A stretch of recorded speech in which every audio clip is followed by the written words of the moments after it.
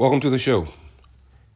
Following up here is a full update on the Francis Scott Key Bridge collapse in Maryland. Divers find bodies of two victims of Francis Scott Key Bridge collapse. Here's what we know about the recovery effort that's underway.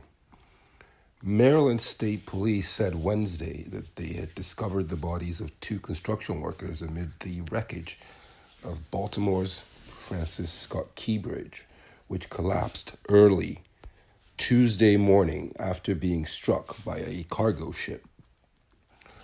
Colonel Roland Butler Jr. of the Maryland State Police identified the workers as Alejandro Hernandez Fuentes, 35 years old, of Mexico, and Dorlean Roniel Castillo Cabrera, 26 years old, of Guatemala.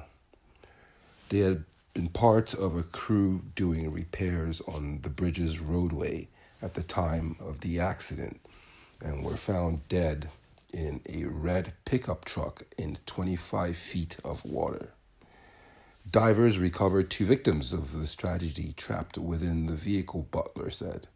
Here's what we have learned about the bridge collapse so far. There is no credible evidence of a terrorist attack, thank God.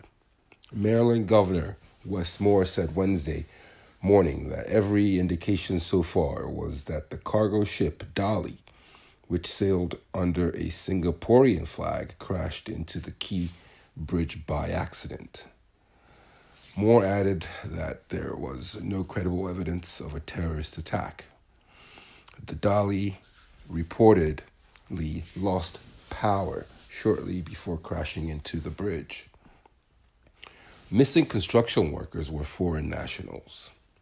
So this makes it a little more complicated from a PR perspective. 6 workers who were on the Key Bridge at the time of its collapse and who were now presumed dead came to the United States from Mexico and Central America, NBC News reported.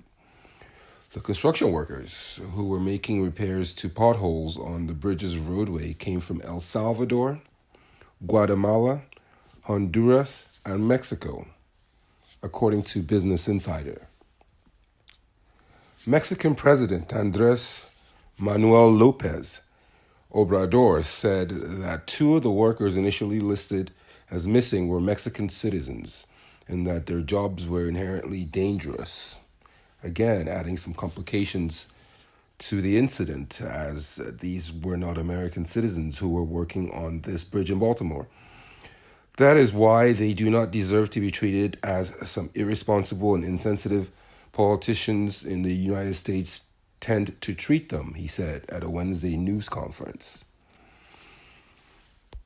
Some of the 8 workers on the bridge at the time of the accident were employed by the Maryland company Bronner Builders. It's not uncommon for foreign nationals to be employed in the United States on contract. According to the Bureau of Labor Statistics, Latinos make up approximately 1/3 of U.S. construction jobs. Very interesting. At a Wednesday night briefing, National Transportation Safety Board Chair Jennifer Humdy addressed the families of the victims, saying, "I just want to extend our deepest condolences." Debris impeding search for other victims. Maryland State Police said Wednesday that debris from the collapsed bridge was preventing divers from accessing an area where they believe more victims are located. As a result, officials will first have to clear the tangled remnants of the bridge before they can recover the bodies of those killed by the collapse in the cars where they may be trapped.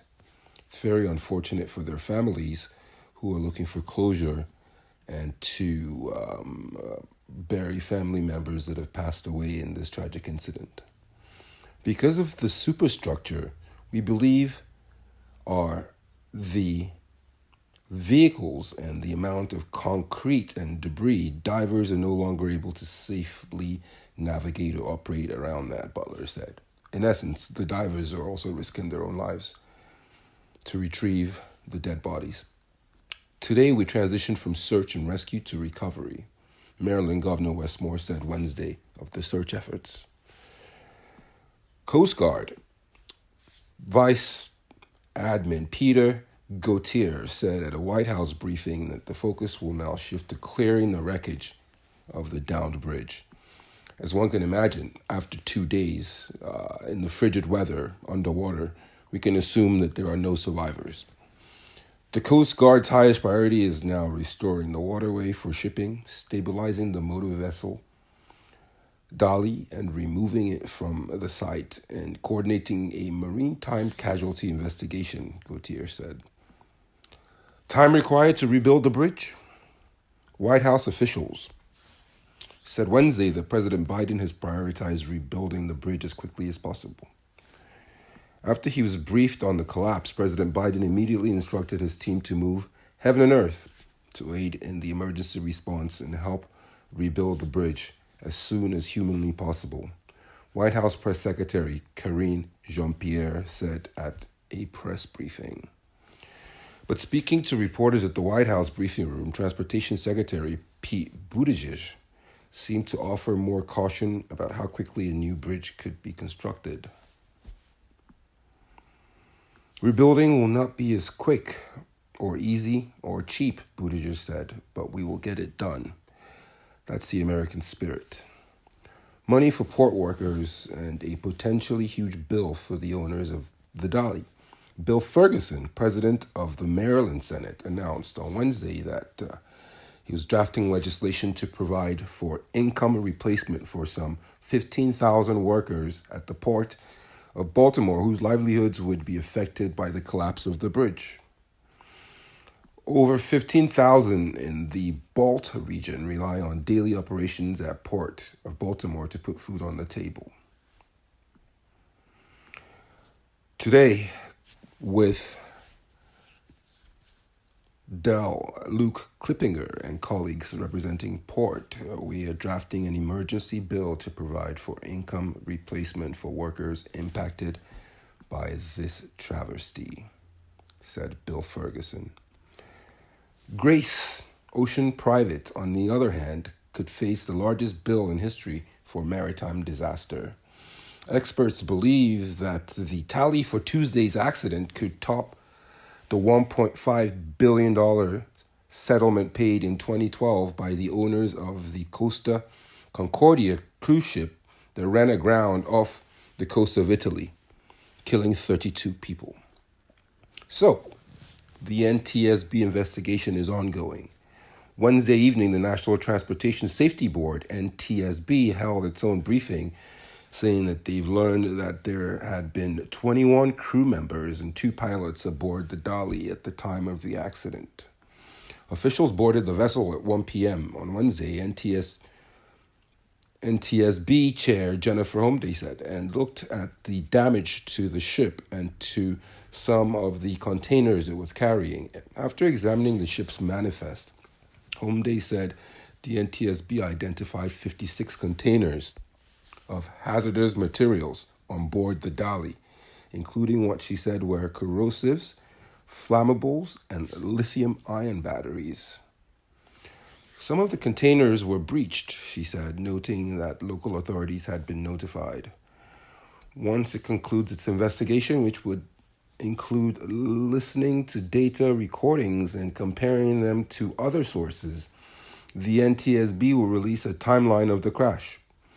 This bridge was in satisfactory condition, Mandy said, adding that the bridge's last fracture critical inspection was in May 2023, not too long ago, about a year.